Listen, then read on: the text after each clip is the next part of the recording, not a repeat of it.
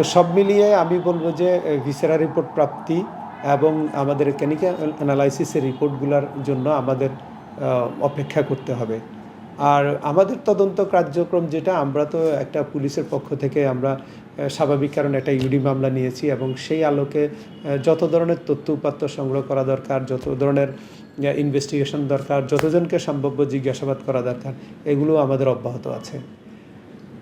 আর আমরা যেটুকু বলতে চাই যে একটা বদ্ধ ঘরে একটা ফ্ল্যাটের মধ্যে যে জেনারেটর, সাধারণত আমরা জেনারেটর ঘরের বাইরে ইউজ করি, কিন্তু এই বাসে একটা ব্যতিক্রম দেখলাম যে জেনারেটরটা ফ্ল্যাটের ভিতরে ছিল, যদিও তাদের রুমে ছিল না, বাট এই ডিজেল চালিত জেনারেটর কিন্তু অনেক ধোঁয়া উৎপন্ন করে।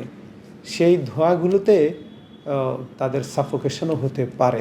আমি একদম পিওতে গিয়ে প্রথম যে স্টেটমেন্টটা দিয়েছিলাম সেটাতে আমি বলেছি এটা সাফোকেশন অর পয়জনিং, দুইটার একটা ঘটনা ঘটতে পারে। আপনি জানেন যে লোডশেডিংয়ের একটু ইয়ে ছিল, সেই সময় জেনারেটর চলছে এবং সে রাতে প্রায় 2 ঘন্টার মতো জেনারেটর চলছে, ওনারা যখন ঘুমিয়েছিলেন জেনারেটর চলছে। আমরা হোসনে আরার বক্তব্য থেকে একটা জিনিস পেলাম, সেটা হলো যে এই জেনারেটরটা যখনই চালানো হতো, বিদ্যুৎ যখন থাকতো না, এটা থেকে যে ধোঁয়া হতো, সেই ধোঁয়া থেকে তার বাচ্চাদের এবং তাদেরও শ্বাস নিতে সমস্যা হতো। এখন ঘটনার দিন রাতে এই দীর্ঘ সময় জেনারেটর চালার কারণে সাফোকেশনের কোনো সমস্যা হয়েছিল কি না, এটাও তদন্তের একটা বিষয়। তা আমরা আগে দেখি যে আমাদের কাছে ভিসেরা রিপোর্ট এবং কেমিক্যাল অ্যানালাইসিসের রিপোর্টগুলো আসলে আমরা একটা কনক্লুশনে পৌঁছতে পারবো যে কী ধরনের ঘটনা ঘটেছে।